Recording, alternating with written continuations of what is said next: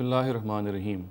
انسان بنیادی طور پہ تمدن پسند ہے۔ ایک سوسائٹی میں رہنا، ایک تمدن میں رہنا اس کی فطری ضرورت ہے، اور اس کی وجہ بھی شاید یہ ہے کہ اللہ تعالیٰ نے اس کو بنایا اس طرح ہے کہ وہ دوسروں کا محتاج ہے۔ تاہم ایک سوسائٹی کے اندر رہتے ہوئے یہ بھی ضروری ہے کہ اس سوسائٹی کو پراپر طریقے سے آرگنائز کیا جائے، کیونکہ ایک انسان کے اندر جو اختیار اور ارادے کی قوت ہے اس کے نتیجے میں شر بھی پیدا ہو سکتا ہے۔ انسانی تاریخ کے مطالعے سے یہ معلوم ہوتا ہے کہ حکومتوں کا وجود اصل میں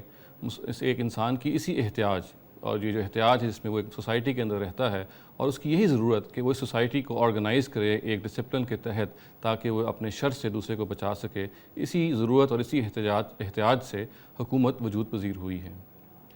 ہم اگر اسلامی شریعت کا مطالعہ کرتے ہیں تو ہمیں معلوم ہوتا ہے کہ وہ ایک حکومت کے حوالے سے یا سیاسی احکام کے بارے میں متعین رہنمائی ہمیں دیتا ہے۔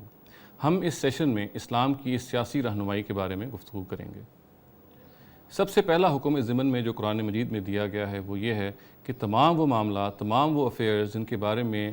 جو کلیکٹیوٹی سے متعلق ہیں، جو اجتماعیت سے متعلق ہیں، اس کے بارے میں ضروری ہے کہ اگر قرآن و سنت نے کوئی رہنمائی دی ہو تو اس کا ہر حال میں لحاظ کیا جائے۔ چنانچہ ایک اسلامی ریاست میں کوئی ایسا قانون نہیں بن سکتا جو قرآن اور سنت کے دیے ہوئے احکامات کے خلاف ہو یا ان کی دی ہوئی رہنمائی کو اپنے اندر جذب نہ کرے یا اس کو اکاؤنٹ فار نہ کرے۔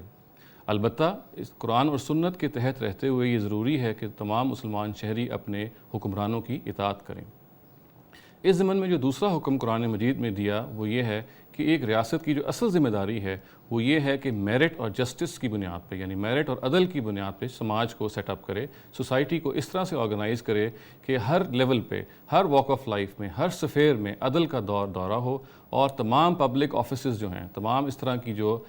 پبلک مراعات وغیرہ ہیں، پبلک آفیسز ہیں، یہ ضروری ہے کہ یہ میرٹ کی بنیاد پہ دیے جائیں۔ تیسرا حکم جو قرآن مجید ہمیں سیاسی سیٹ اپ کے حوالے سے دیتا ہے وہ یہ ہے کہ ریاست کی کچھ دینی ذمہ داریاں بھی ہیں۔ ایک ریاست کی دینی ذمہ داریاں قرآن مجید کی ایک آیت میں تفصیل سے بیان ہوئی ہیں، اور وہ یہ ہے کہ وہ ایک نماز کا سسٹم اپنے ہاں قائم کرے اور ایک زکوٰۃ کا سسٹم اپنے ہاں قائم کرے، اور اسی طریقے سے امر بالمعروف اور نہی عن المنکر کا نظام بھی قائم کرے۔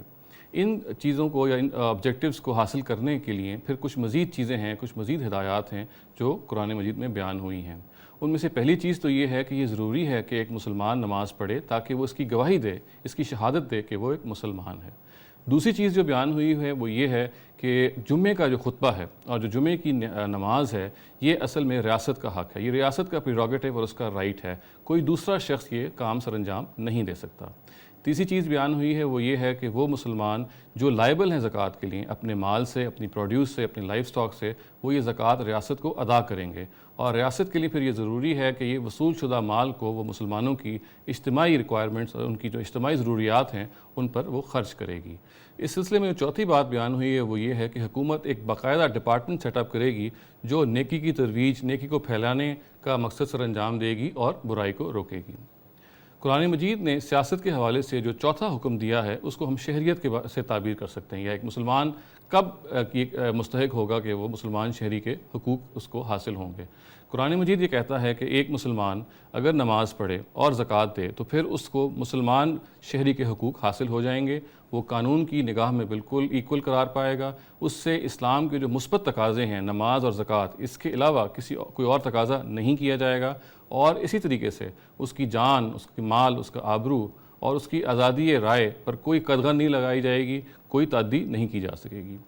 اس سلسلے میں جو پانچواں حکم قرآن مجید میں بیان ہوا ہے وہ یہ ہے کہ اسلامی حکومت اکثریت کی تائید کی بنیاد پر وجود میں آئے گی، اور جب تک اس کو یہ تائید حاصل رہے گی وہ پاور میں رہے گی، وہ حکومت میں رہے گی، اور تائید کی محرومی کے نتیجے میں پھر وہ حکومت ختم ہو جائے گی۔ اور یہ بھی ضروری ہے کہ ایک اسلامی ریاست کے اندر پارلیمان کی بالادستی کو مانا جائے، اور اصحاب الرائے کی اکثریت یا اگر ان کا کنسنسس یا اجماع کسی بات پہ ہو جاتا ہے تو کسی مسلمان حکمران کو یہ حق حاصل نہیں ہے کہ وہ اس کو رد کر سکے۔